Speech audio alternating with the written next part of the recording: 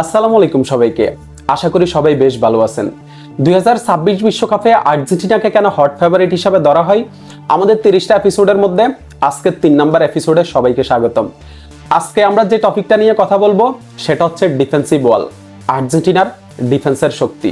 অন্য টিমগুলোর তুলনায় আর্জেন্টিনার ডিফেন্স কতটা শক্তিশালী সেটা নিয়ে বিস্তারিত বলার চেষ্টা করব, আশা করি শুনবেন। ফুটবলে একটা কথা আছে, attack wins matches but defence wins tournaments.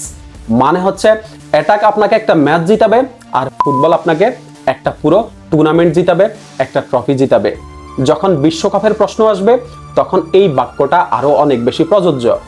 বিশ্বকাপ, এবারের বিশ্বকাপ হচ্ছে 8 ম্যাচের একটা টুর্নামেন্ট। আপনি 8টা ম্যাচ খেলবেন, যদি ফাইনাল পর্যন্ত যান, এই 8 ম্যাচের মধ্যে আপনাকে হচ্ছে প্রতিটা ম্যাচ আপনি সুন্দর ফুটবল দিয়ে জিততে পারবেন না। এরকম অনেক ম্যাচ আছে, আপনাকে হচ্ছে ডিফেন্সের শক্তি দেখিয়ে রেজাল্ট আপনার দিকে নিয়ে আসতে হবে।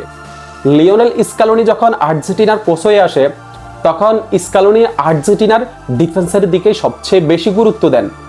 আপনার আর্জেন্টিনা ফ্যান হলে তো আপনার অবশ্যই মনে থাকবে যে স্কালোনি আর্জেন্টিনার কোচিং ক্যারিয়ারের শুরুর দিকে কিছু ম্যাচে প্রচুর ডিফেন্সিভ ফুটবল খেলছে।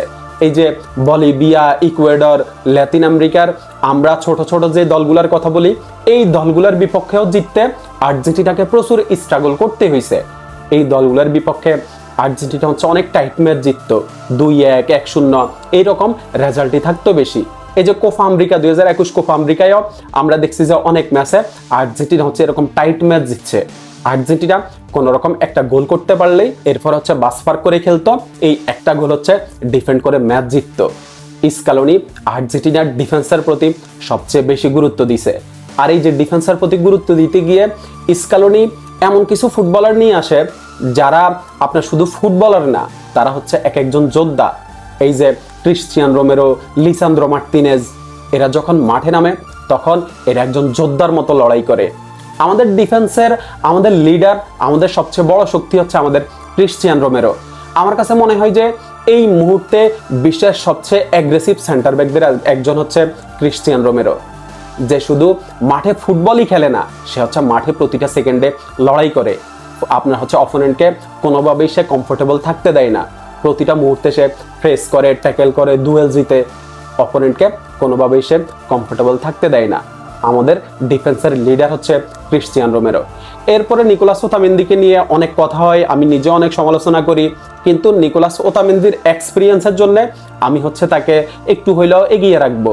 আমি হচ্ছে তাকে বিশ্বকাপের স্কোয়াডে রাখবো তার হচ্ছে এক্সপিরিয়েন্সের জন্য। এরপরে আমাদের লিসান্দ্রো মার্টিনেজের বল প্লেইং অ্যাবিলিটি দুর্দান্ত। তার এই বল প্লেইং অ্যাবিলিটি আর্জেন্টিনাকে বিল্ড আপে হিউজ অ্যাডভান্টেজ এনে দিবে।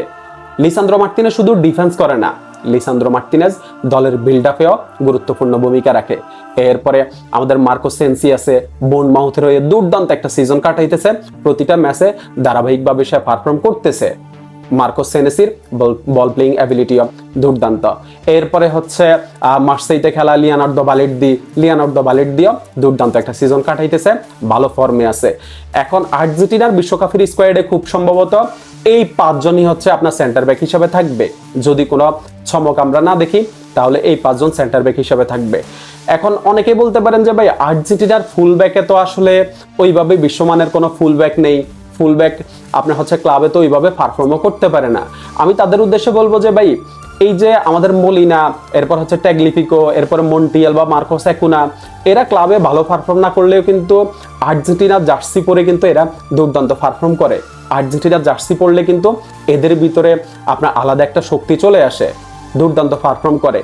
আর আমাদের ফুল ব্যাকের যে সমস্যা বা ফুল ব্যাক নিয়ে যে টেনশন, এই ফুল ব্যাক নিয়ে আমি টেনশন করি না, কারণ আমাদের মিডফিল্ডে যারা আছে তারা কিন্তু আপনার হচ্ছে ডিফেন্সে এসেও কিন্তু আপনার হেল্প করে, তারা ডিফেন্সেও কিন্তু যথেষ্ট কন্ট্রিবিউট রাখে। আপনার তাদের ওয়ার্ক রেটের কারণে আমাদের ফুল ব্যাকের যে ল্যাকিংস, এই ল্যাকিংসটা হচ্ছে আমাদের চোখে পড়ে না। আর আমাদের গোলবারে একজন এমিলিয়ানো মার্টিনেজ আছে, যে এমিলিয়ানো মার্টিনেজের মেন্টালিটির কাছে বর্তমান বিশ্বের কোনো গোলকিপারই নেই। এমিলিয়ানো মার্টিনেজ এমন একটা পর্যায়ে আছে, তার মেন্টালিটি এমন একটা পর্যায়ে আছে। আমাদের ডিফেন্সের সবচেয়ে শক্তির জায়গা হচ্ছে আমাদের এই গোলবারে এমিলিয়ানো মার্টিনেজ যখন গোলবারে থাকে তখন আর্জেন্টিনার গোলবারটা পুরোপুরি সিকিউর থাকে। সব কিছু মিলিয়ে আর্জেন্টিনার ডিফেন্স আমার কাছে যথেষ্ট ব্যালেন্স মনে হয়, আর্জেন্টিনার ডিফেন্স আমার কাছে যথেষ্ট শক্তিশালী মনে হয়, এবং আশা করি যে 2026 বিশ্বকাপে আর্জেন্টিনার ডিফেন্সে যারা থাকবে তারা তাদের সেরাটা দিবে, তারা তাদের সেরাটা দিয়েই আর্জেন্টিনাকে বিশ্বকাপ জিতাতে সাহায্য করবে। শুভকামনা থাকলো আর্জেন্টিনার জন্য। ধন্যবাদ সবাইকে।